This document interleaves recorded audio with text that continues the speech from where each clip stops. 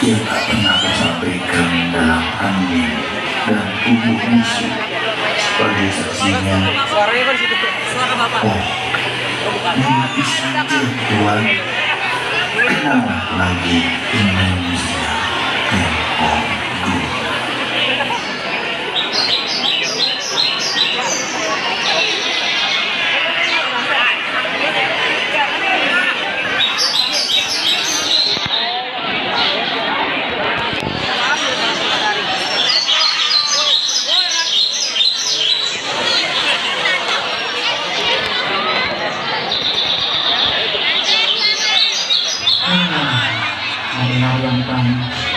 Selalu kita tempuh demi meninggalkan sebuah rupiah.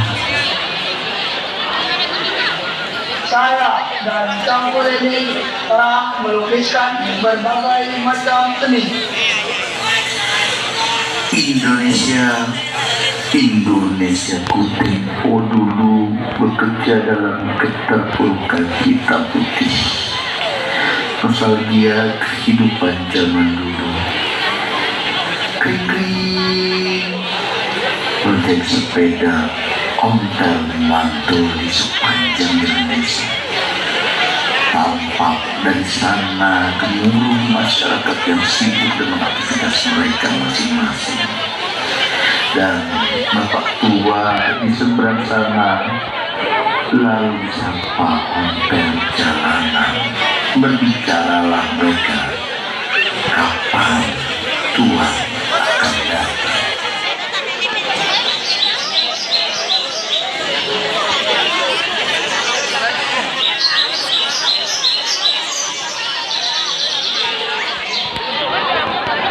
Pribumi rendahan seperti kalian lebih pantas ditemukan. Jangan mau yang rendahan. Jadi, sudah tahu bagaimana caranya melawan.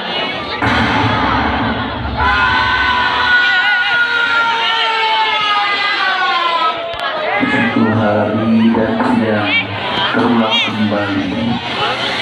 Bujang-bujang itu berkumpul kembali dengan berpeluh keringat mereka mengangkat cangkul, mengayunkan kapak dan dikikisnya batuan kapur hanya untuk kekuasaan para penjajah. Lalu ibu-ibu di sebelah sana bersujud pasrah meminta suaminya dipulangkan. Tapi apa yang terjadi? Mereka malah disiksa, dipendam dan diludahi, diseret tanpa ampun. Betapa mulianya hati ini jika membayangkan kalau itu adalah ibu kandung saudara.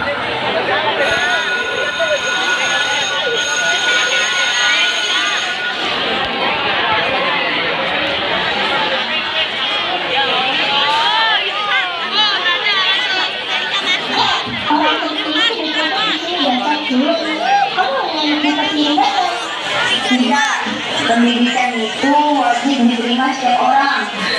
Iya, kita itu sama-sama manusia. Apa salahnya? Jangan banget sih. Gitu deh, enggak. Dan pas masing-masing. Lain kali langsung suci yuk. Tahukah kalian, saudaraku, bagaimana pendidikan di zaman itu? Tahukah kalian, saudaraku, bagaimana selembar kertas, pensil, dan buku semakin berharga per mata bumi?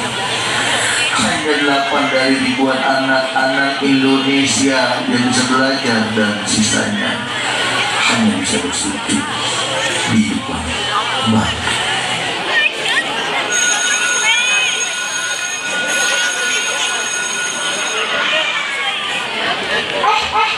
Itu ada tentara. Ayo kita kabur. Hei, jangan kabur.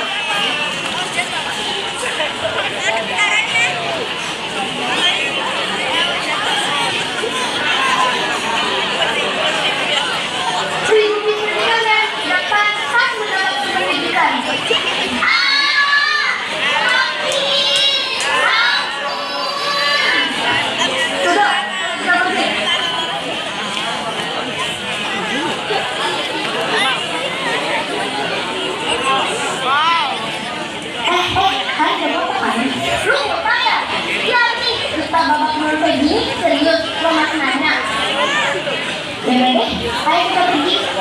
Lihatlah bagaimana tentara yang makmur zaman itu. Buku, pakaian, hingga apapun yang mereka gunakan bersih terawat. Dan coba lihat, bagi mereka yang duduk di kursi kekuasaan adalah penjajah Belanda yang kejam. Sedangkan yang seharusnya disanjung, dihormati, pemilik tanah dan air dari negeri ini begitu resik, kotor, wadah dan berpenyakit. Adukan padanya hitam putih, bukan kesedihan semata. Tukang berkaki telanjang, tangis bayi yang menyatakan kelaparan, dan orang tua yang sudah rapuh dipaksa bekerja.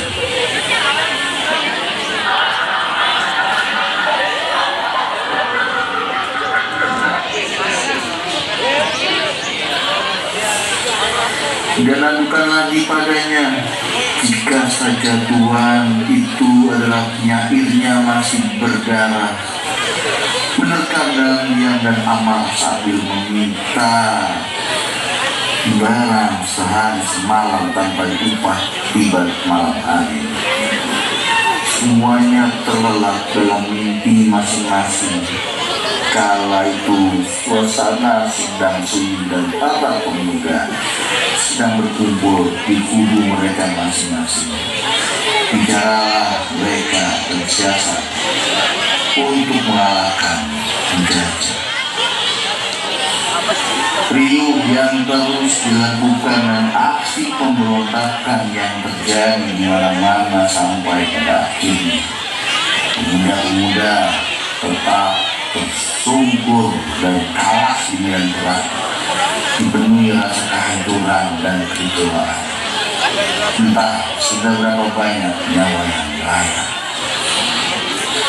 hingga pada akhirnya saudara-saudariku, mereka pun sadar bahwa berjuang sendirian adalah salah.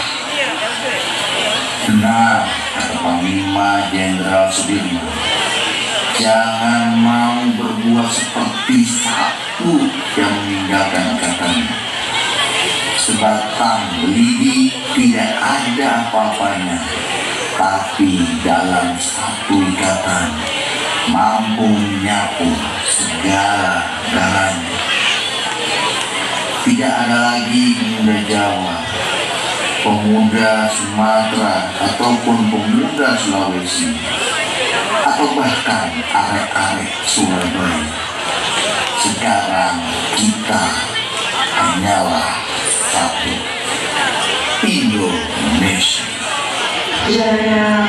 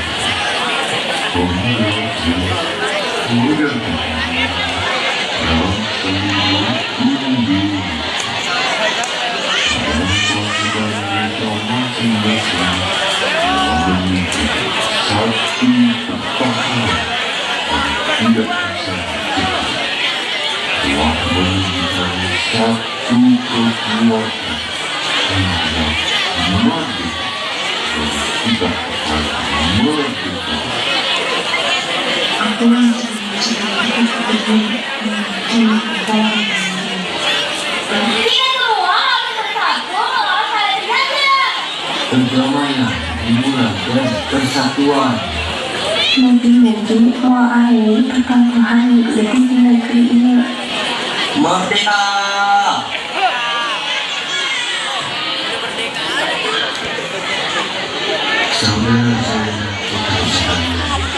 Kita bangsa Indonesia berdiri tentang Inggris. Dan kalau pimpinan tentara Inggris ingin menggunakan rakyat Indonesia, maka inilah jalan kita. Dan sambil kalian tidak hancur dan tidak mati. Mulai kita